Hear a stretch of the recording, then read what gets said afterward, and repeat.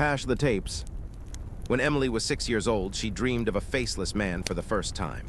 He stood in the doorway of her bedroom, quietly tapping his fingers against the wall. Tap, tap, tap. She woke up screaming, and her grandmother, old Margaret, came running barefoot through the house in the middle of the night, holding her for a long time until she calmed down. It was just a dream, Emily, just a dream. But her grandmother lied, because every night after that, she checked every lock in the house, every single night. Emily grew up in a small gray house on the edge of town. The house smelled like old wood, medicine, and damp air after rain.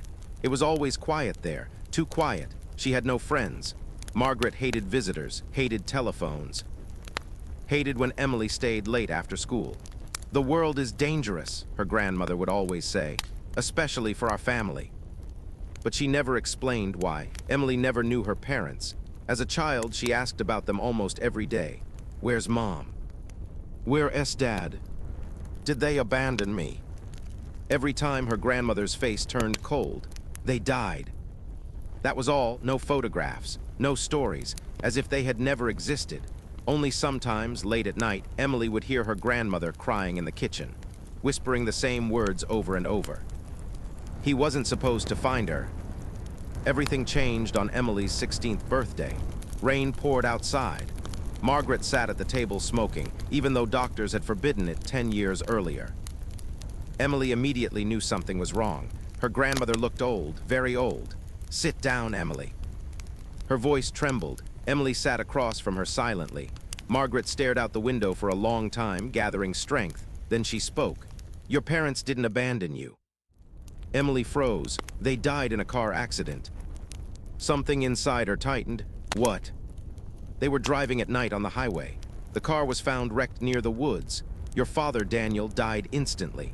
Your mother, Sarah, died in the hospital 2 days later." Emily stopped breathing. "And you," Margaret lifted her eyes, "you were in the back seat." Silence, only rain against the windows. "You didn't have a single scratch on you." Emily stared at her. "Why didn't you ever tell me?" "What?" "Because your mother begged me not to." "Why?" Margaret slowly pulled an old key from the drawer. "They left you an apartment in the city of Black Hollow." Emily frowned. "You want me to go there?" "Yes." "Why?" Margaret looked at her strangely. "Because sooner or later, he'll find you anyway."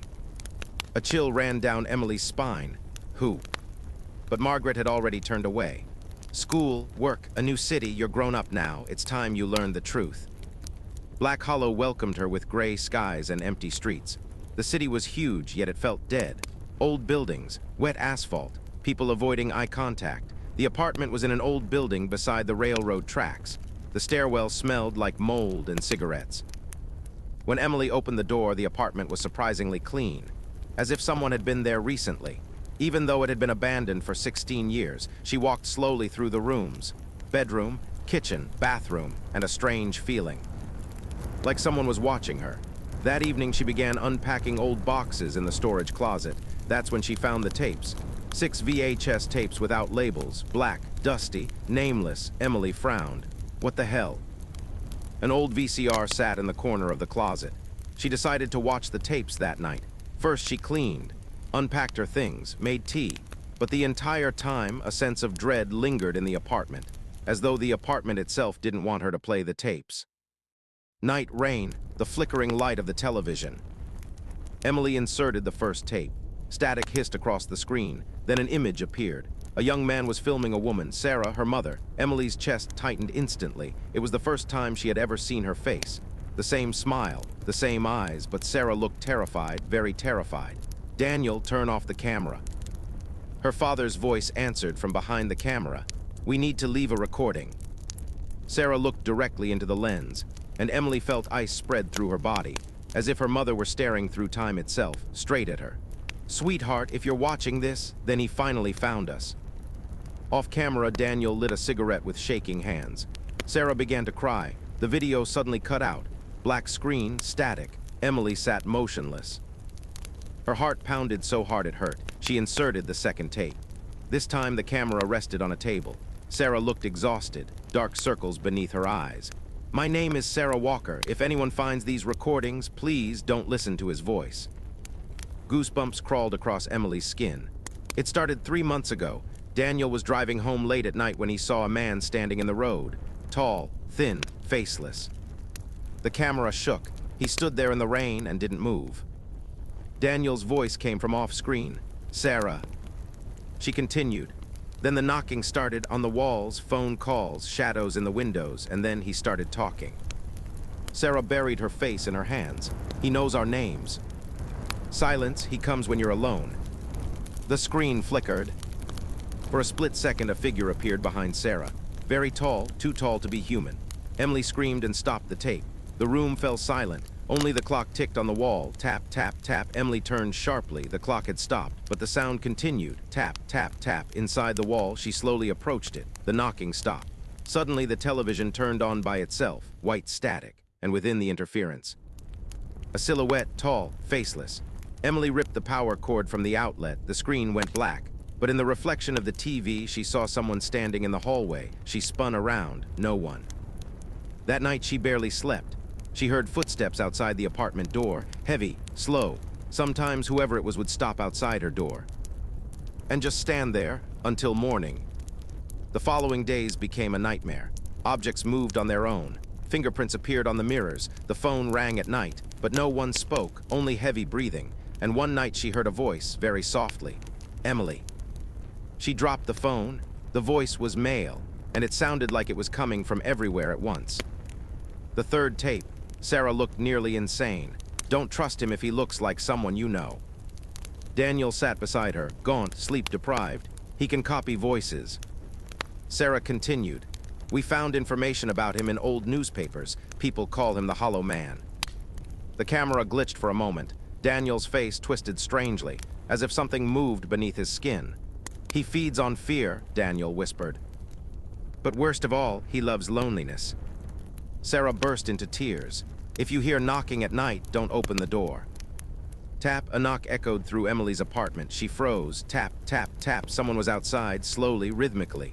Emily approached the peephole. The hallway was empty, but the knocking continued. She looked downward and saw a shadow beneath the door.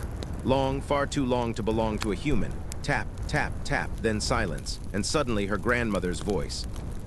"Emily, open the door." Emily's heart stopped. "Grandma." "Open the door, sweetheart." The voice sounded perfect, but her grandmother couldn't possibly be there. She was hundreds of miles away. Tap. "Emily." Emily slowly backed away, and then the voice changed, lower, hoarse, inhuman. "Open the door." What? The lights went out, and something laughed in the darkness. On the fourth tape, Daniel spoke alone. Sarah was gone. He looked like he hadn't slept in weeks. He took her. Daniel chain-smoked cigarette after cigarette. First, you start seeing him in reflections. Then you hear his voice. Then you stop understanding what's real. He looked directly into the camera. The worst part, he never comes right away. Behind him, someone slowly walked across the room. A tall silhouette. Daniel didn't even notice. He waits until you break yourself. The tape abruptly ended. After that, Emily started seeing things. Faces in windows, shadows in corners. Sometimes she felt someone standing behind her. But every time she turned around, nothing. She stopped sleeping, stopped eating, stopped leaving the apartment. And one morning she discovered words written on the bedroom wall. "I found you." Written in something black, something that looked like blood. The fifth tape was the worst. The camera lay on the floor, screaming filled the room. Daniel was crying. Sarah shouted, "Don't look at him." Something moved in the darkness. Inhumanly long arms, creaking, whispering, and then a face, no eyes, no mouth, smooth, empty, and a voice. "Emily." The screen went black. Emily turned off the television and heard breathing behind her. She slowly turned around. A man stood in the hallway, very tall. His head nearly touched the ceiling. He had no face, only smooth flesh. He didn't move, just stared, even though he had no eyes.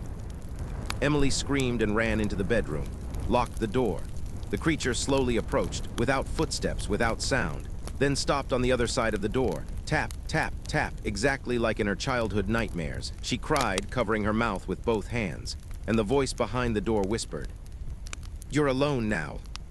Tap, completely alone. Tap, just like your mother. The door slowly began to open. Even though it was locked, the gap widened, wider, wider, and in the darkness, a long, pale hand appeared.